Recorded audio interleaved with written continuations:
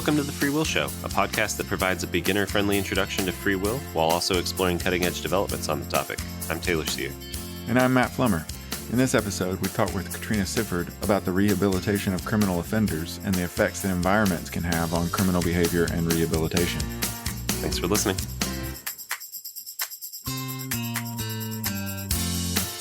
I'm happy to introduce Katrina Sifferd, Genevieve Stout Professor of Philosophy at Elmhurst University. Katrina not only has a PhD in philosophy, but also earned her Juris Doctorate and worked as a senior research analyst on criminal justice projects for the U.S. National Institute of Justice before she became a philosopher. Her research interests relate to her legal background.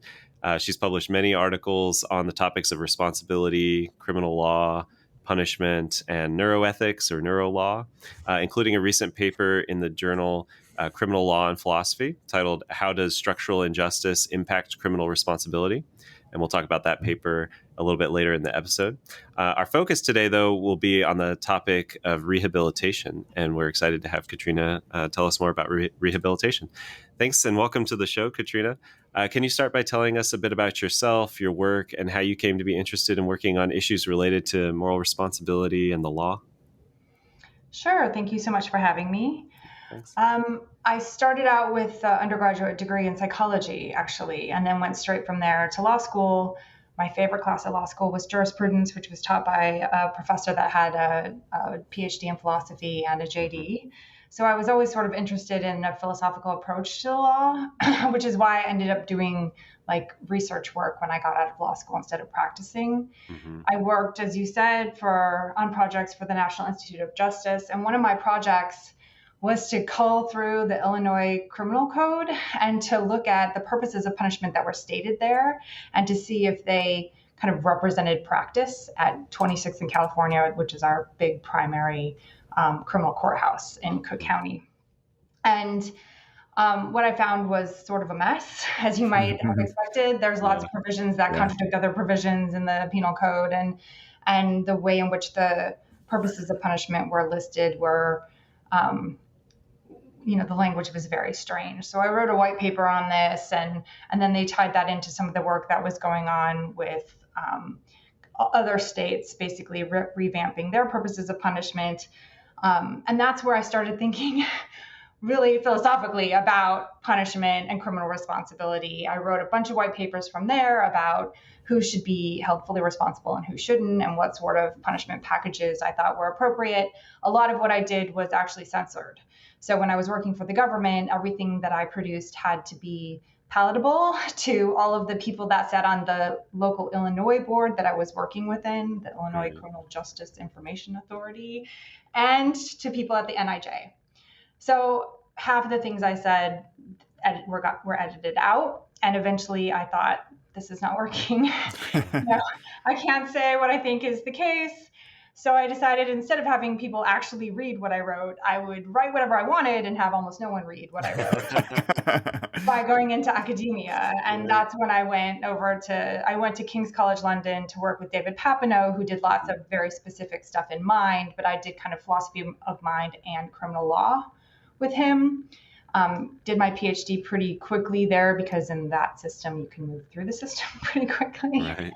And then I've just been doing like moral philosophy, philosophy of law, philosophy of criminal law very specifically ever since. Yeah, very cool. Awesome. Mm-hmm. We've talked in earlier episodes about different views on the justification for punishment. And one type of non-retributivist view that has come up is the view that punishment is justified insofar as it helps to rehabilitate the criminal offender. But maybe it's a good idea to start with, what exactly do we mean by that term? What are philosophers talking about when they use the term rehabilitation? So I think we need to understand the term within the framework of all of the justifications of punishment that are offered. So I won't go into a lot of detail, but I know that someone has already gone through some of this on a previous episode, that retribution, which is considered the primary purpose of punishment now in the United States specifically, most criminal codes state it first and say it's the most important one, right? But this is just the idea that a culpable wrongdoer deserves to have some sort of proportional harm happen to them, given the crime that they've committed. That's a backward-looking justification for punishment that we won't talk about today. Today, we're talking about forward-looking justifications for punishment, which mean that the ultimate aim is something like social order, usually. Right. Deterrence is the one that's most discussed. So this idea that if we have a threat of punishment, that will deter both the general population and possibly a specific offender who's already experienced punishment. It will deter them from committing crimes in the future, right? There's also the notion of incapacitation. So this is the idea that we can't trust the person to make good choices moving forward. We're going to incapacitate them in some way from making the choice to commit the crime. In the United States, we tend to incarcerate people, so we kind of take them out of society so they can't commit any further harms. But electronic monitoring is also a way in which we deter people from crimes, so we know where they are, and they have to check in with a parole officer oftentimes, and so that is also supposed to incapacitate people to some extent, right? You're not allowed to go certain places. So it deters and incapacitates, which you'll find lots of parts of punishment packages do many things, right? Are justified in many ways.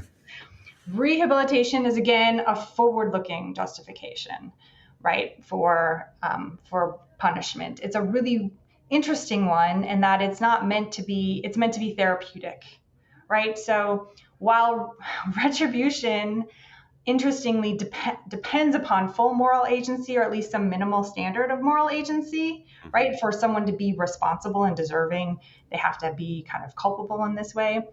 Rehabilitation depends on there being something going wrong with the decision that is made by an offender, right? So the person has some sort of problem with the way in which they're applying their practical reason that the state can target for rehabilitation. Sometimes the decision-making that's happening on the part of the offender is impacted by larger circumstances. And so rehabilitative programming basically is aimed at changing those larger circumstances in order to change the offender's likelihood of not being law-abiding, of making a choice to commit a crime. Sometimes the therapeutic aim is directly targeting mental states and processes, right? And so we're actually trying to specifically change what's going on in the offender's brain or in their mental processes so that they're going to be less likely to commit a crime. So rehabilitation, like examples of rehabilitation programming that can be a part of a punishment package that's applied, can be things like yoga, oddly enough. So in our jail in Cook County, offenders have the opportunity to get education, to take chess classes, to get job training, to learn how to cook for themselves, to do yoga, other sorts of exercise programs. These are all things that are kind of general rehabilitative programming. Some of those, you'll note, kind of are meant to change their economic prospects, right? So we make it easier for them to get a job. It's less likely they might commit a crime. Some of them, and like anger management training is another thing that we do. It's actually targeting their kind of specific decision-making processes. Philosophy courses that are offered sometimes in jails and in prisons are also thought to actually help critical reasoning skills and help people make better choices, right? So it's a really weird mixed bag of things that we call rehabilitative programming. But the point is they're all meant to be sort of therapeutic. They're meant to help the offender such that they are less likely to break the law in the future. Yeah. One of our previous podcast guests mentioned one study that gave prisoners, was it omega-3 fatty acids? Yeah. Was that it? It was some kind of fatty acid, and that like improved behavior. Thought that was really cool. I mean, I think if you're interested in things that actually work, it's tricky to suss that out oftentimes because often these rehabilitative programs are piecemeal and it's hard to kind of figure out how much. It's hard to control for the factor that's actually changing. Yeah. Exactly how much that particular thing impacted their decision making. But one of the studies that seemed to indicate that there was an impact was nutritional studies, right? So if you give certain sorts of vitamins and better food, you get lower rates of recidivism. Right. So that's an interesting way in which we are actually we're manipulating mental states and processes, but in this kind of a way you wouldn't think, right? Just by giving better food and maybe sometimes exercise. Yeah, those are all good examples. I was going to ask if there is any other evidence that some ways of trying to rehabilitate criminal offenders are more effective than others, or any reason to think that some common attempted means of rehabilitation are just not a good, they're, I don't know, non-starters, or they're ill-founded. I mean, some of them are silly. I'm not sure that, there's the jail, for example, was arguing that the chess programming was really helping people manage their aggression. And, I mean, I don't know how we would ever actually figure that if that is the case, but, Sure. That alone is probably not enough to help people Right. not commit a crime. But overall, what's necessary for a rehabilitative program to work is that there needs to be a multifaceted approach, right? So we can't just give someone an omega-3 pill. Probably we also need to offer them, therapy, decision-making help, like processes. We need to help them with their economic prospects, very specifically with housing once they're released. All of these, it needs to be this multifaceted approach that then sometimes really seems to have an impact on a person's likelihood of recidivism. One example where we have seen real impacts because of this multifaceted approach is in our drug courts. So I'm not sure how many philosophers are familiar with the drug court system, but a person who commits a crime that is causally related to a drug addiction can be diverted from regular court processes to a specific court that handles people who are addicted. And the drug court judge can say, okay, we're not going to incarcerate you. You won't have to get kind of a regular sentence related to that crime if you fulfill these various requirements. Most of them are rehabilitative and therapeutic, right? So you have to agree to go through therapy. You have to agree to have regular drug testing. You have to agree to medical supervision with regard to handling your addiction. So oftentimes that includes taking drugs specifically to decrease cravings, right? And that in coordination with therapy and then other sorts of supports within the community seems to have a real impact. So the drug courts don't always work, but they work pretty well, right? It's a pretty good way to keep people from being incarcerated and to help them with the causal factor that is behind them committing kind of crime after crime in the case of addiction. Yeah. Yeah, very cool. One type of treatment that's come up on the podcast before in a conversation with Gabriel DeMarco is neurocorrectives, which involve directly altering the brain of a criminal offender with the aim of rehabilitation. Such invasive responses to criminal behavior may seem to diminish the free will of the criminal offenders. So what do you think about these sorts of attempts at rehabilitation? Is there a legitimate worry about free will in the vicinity, or do you think that this way of responding to criminal behavior is in fact rehabilitative? Well, there's definitely a legitimate worry under certain conditions, right? So I think that previous person that you interviewed said something about it, about the offender needing to volunteer themselves or consent to this sort of treatment, right? Mm-hmm. So obviously, if the state is involuntarily directly mucking about with people's mental states and processes, this is going to create a problem for free will, right? And the example that I've explored in my writing is chemical castration. Mm-hmm. So chemical castration is something that I think it's illegal in 8 states still in the United States, and several other countries use chemical castration. After I published in this area, I had researchers in 3 different countries reach out to me and say, my country is considering this or already does it. Please help us, right? Yeah. Figure out how to argue against it. But, chemical castration, according to many statutes, including the Florida statute, for example, it's not voluntary, right? This is something that's almost like a 3 strikes rule. Mm-hmm. If you have 2 different sex offenses, on the 3rd sex offense, you can, or even on the 2nd, I think in Florida, I'm not sure if it's the 2nd or the 3rd, but you can become eligible for chemical castration, but it's up to the judge to decide. Right. So you don't have to, agree to chemical castration. It can be something that you're sentenced to. And chemical castration has kind of direct impacts on a person's mental states and processes. Mm-hmm. Right. So, it's not just decreased libido, right? It's a hormone that really impacts the way in which people make decisions. And if administered involuntarily, it seems to be really problematic in terms of free will, right? So if a person becomes less aggressive in general, but also, less interested in many of the aspects of life, right? That might be a result of chemical castration. There's another problem with chemical castration, and that there's a mismatch between the way in which the statutes are written and the actual therapeutic target that the state is aiming towards, because many sex offenders who would qualify for chemical castration under these statutes don't have overwhelming sexual urges that were the cause of their crime, right? So oftentimes people who rape out of aggression or hatred and not out of overwhelming sexual urges. So the state then is targeting, for therapeutic intervention, mental states and processes that aren't causally related to their crime. And that makes it even more worrying if it's involuntary. Right.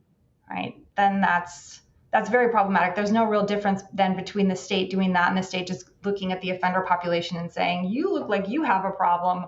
We're going to intervene and fix that for you. Right. There has to be a causal link between the crime that was committed and what the state is targeting, for therapy or for a therapeutic intervention, right, for it to be justified, I think. Yeah, that makes sense. So far, we've been mostly focused on rehabilitation of individuals, but another issue that you've written about, and as I mentioned earlier, you've published on recently, is concerns how environments can affect the likelihood of criminal behavior. Could you give an example from your recent work on how certain environments make being law-abiding more or less difficult? Yeah, so this has come up actually when I'm teaching free will in my intro to philosophy classes. So, oftentimes our intro to philosophy students have this sense of libertarian free will, right? That everybody can pick themselves up by their bootstraps and make free choices regardless of the circumstances that they exist within. And one of the best ways to kind of shake them out of that worldview is to explain to them the difference in crime rates between Elmhurst, which is this kind of leafy western suburb outside of Chicago, and a neighborhood within Chicago. I usually use Austin because I live a couple blocks away from the Austin neighborhood.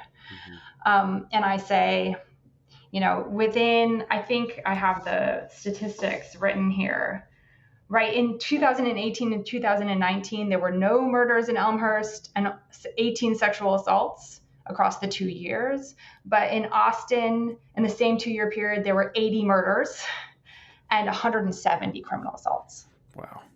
Okay. So, this is Chicago, but it's a significant difference. And I say to my students, what's the difference between these two populations, right? Is it just that people in Austin are more evil?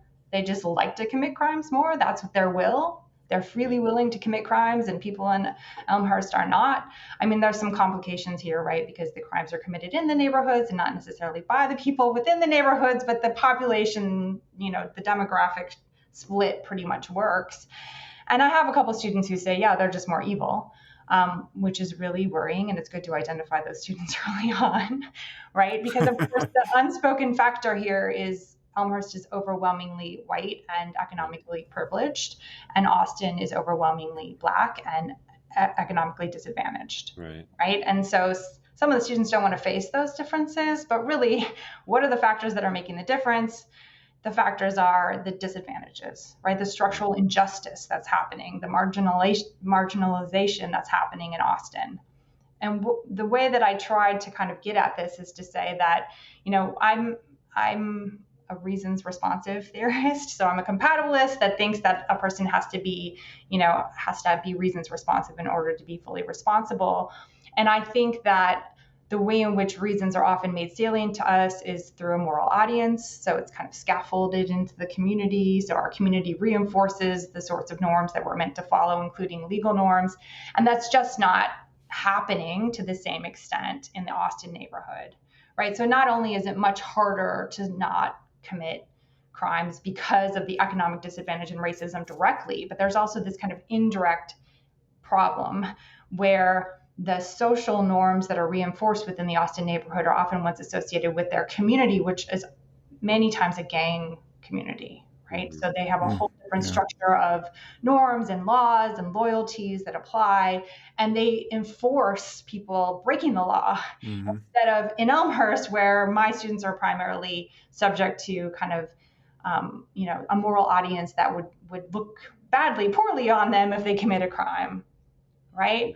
And so it's just another way of kind of thinking about the difference. But now thinking back to rehabilitation in this really broad sense, right? If we have offenders from the Austin neighborhood and we actually want to release them in a way that we think that they're going to be less likely to commit a crime than they were when they came in, what would we have to do? We'd have to change a lot of things about the neighborhood that we would be releasing them into, or release them into a different neighborhood. Yeah. Right? I mean, we'd have to address a lot of the structural injustice within that community, in addition to helping them with, addiction, possibly, better decision-making processes and executive functioning and attentional control and all of these sorts of things, right? So it's a big problem. I actually argue that people from the Austin neighborhood in some cases may be deserving of a partial excuse to responsibility because of the structural injustice there. Now, what that means in terms of forward-looking aims it's difficult, right? Yeah. So can part of the rehabilitation process, or I don't know if there's precedents for this, when you mentioned before the bracelet tracking, can have judges said things like, well, okay, we're going to release you, but you're not allowed to go back to your old neighborhood. You have to go somewhere else, and we're going to be tracking to make sure you don't go to the place where you've committed all of your crimes. Yeah, in short, yes, that happens, right? But they can't say you can't live certain places, right? Because people have a right to live where they want to live, and also it's very hard for people to find. Well, can they? I mean, we send them to jail, so we do send them to jail, so we can limit them in that way. But I don't think there's any precedence for us saying, you can live in Elmhurst, but not in Austin. I mean, that would be impossible, right? Because someone just released from jail couldn't. I don't know how they would find. Yeah, they wouldn't be able to afford to live in the different places, right? That's right. But the judge can say, and a condition of parole can be, you're not allowed to hang around this corner or with these people, right? So this gang area hotspot, you shouldn't be there. And those people who we know are members of this gang, you're not allowed to be around them. Okay. It's a really weird sort of rehabilitative attempt, right? Because I'm not really sure what it's accomplishing. I mean, we do know that being in, within a bad moral audience is problematic, but if you just say you can't be around these people, who are the people that oftentimes are supporting your community, they support you in various ways, without giving them an alternative, is not very helpful. Yeah, that's what I was about to ask next, is how successful is that if that's their community that they've known for years, and they're not allowed to go back to their community, where are they supposed to go? That's right. It's not helpful. It's not helpful unless we have a whole system of supports, right? Unless we have a halfway home for them to go to in a different neighborhood, and job assistance, and we can relocate their families, and we can't do that. We can't relocate their whole communities. That's not even really possible, right? I mean, they may have a church, they may have a larger group of family and friends that are still embedded within that community. Right. I mean, really the change needs to happen at the ground of the community, and not with regard to that specific offender, at least where we have the levels of structural injustice that we have here in the United States. Mm-hmm.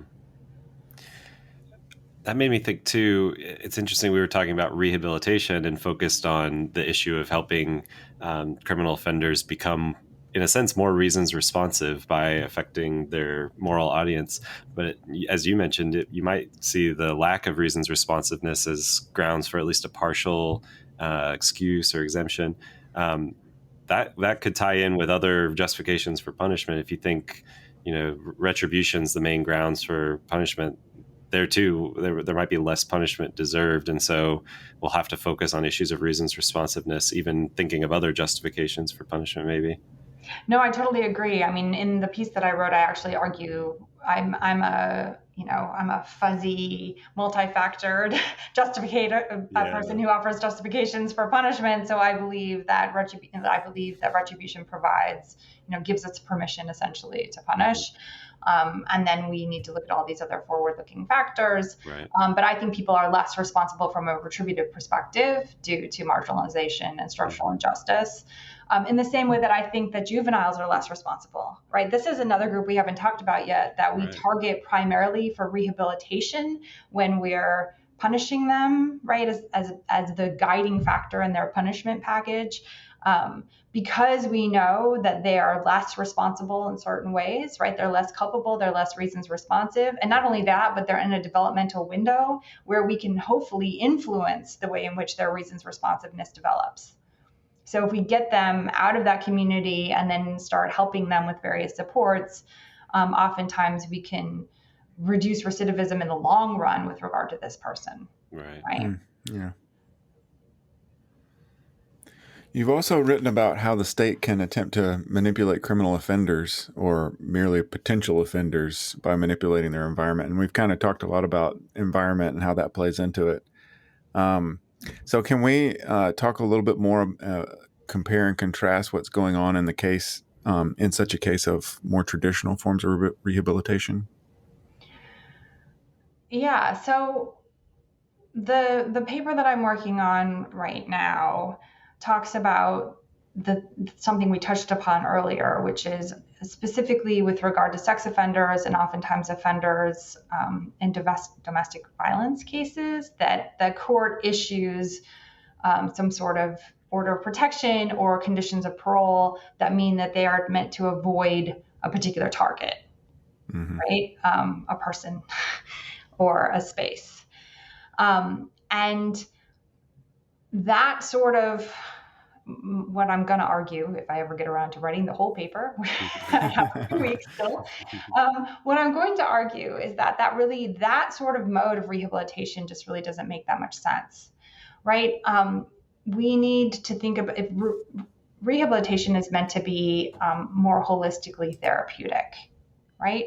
And so, giving people better nutrition, giving them education, walking them through anger management classes and other sorts of therapy for trauma, for example, these are ways in which we are attempting to kind of strengthen their practical reasoning, their reasons responsiveness, right? And we're working with them to try and dampen down maybe emotionality or other sorts of cravings and kind of heighten their ability to make good choices, even when they have these overwhelming emotions. And just denying the target is not going to help them with that process. It's not therapeutic. It's more like putting up, and this is what I'm arguing, it's more like a gated community. So this is another way in which we try and control crime by exclusion. We just don't let people in fancy places, right?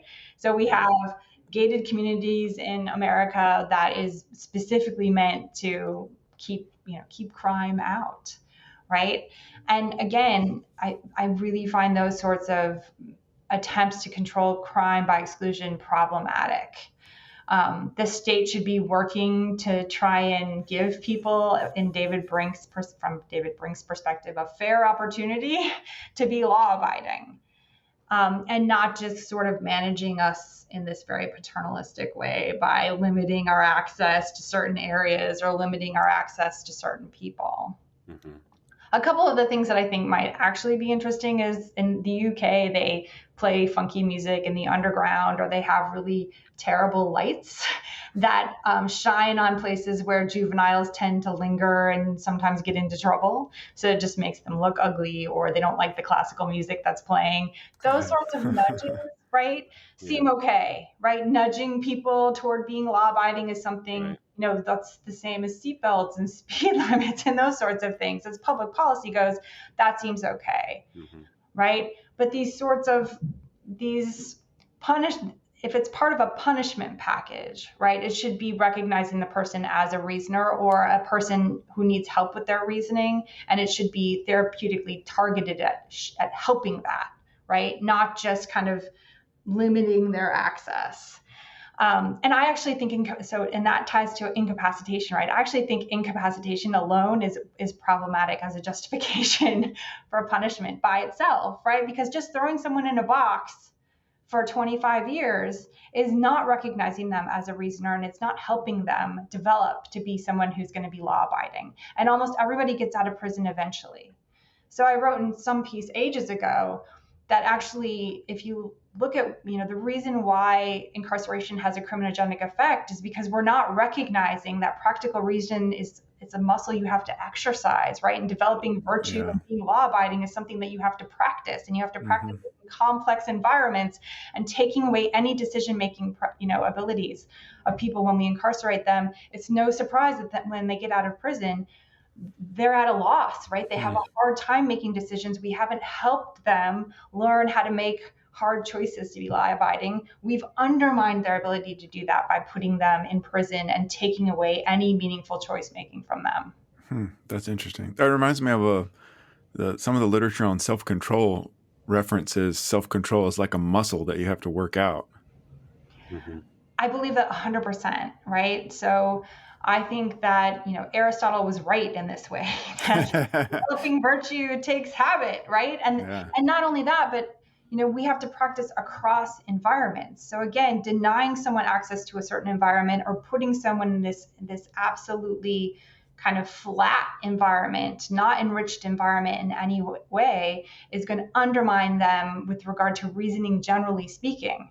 And not just, not only with regard to the sort of crime that they're going to commit. So other countries do this differently, right? I mean, there are countries that incarcerate people or, kind of incapacitate people, but in a way that actually is enriching to their decision making. So they have, ample access to books and education, and they can go out into the world. They give them more and more responsibility, right? And that actually, I think, can assist developing decision-making skills.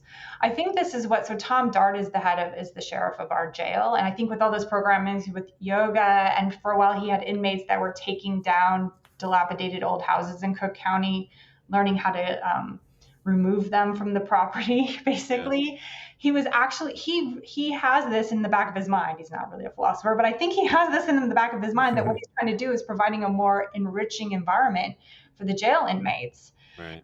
And it works to some extent, but it's a jail, not a prison. And so a jail is where you go before your case is decided, right? So people, or if you're sentenced to less than 10 days or less than 100 days, then you stay in the jail.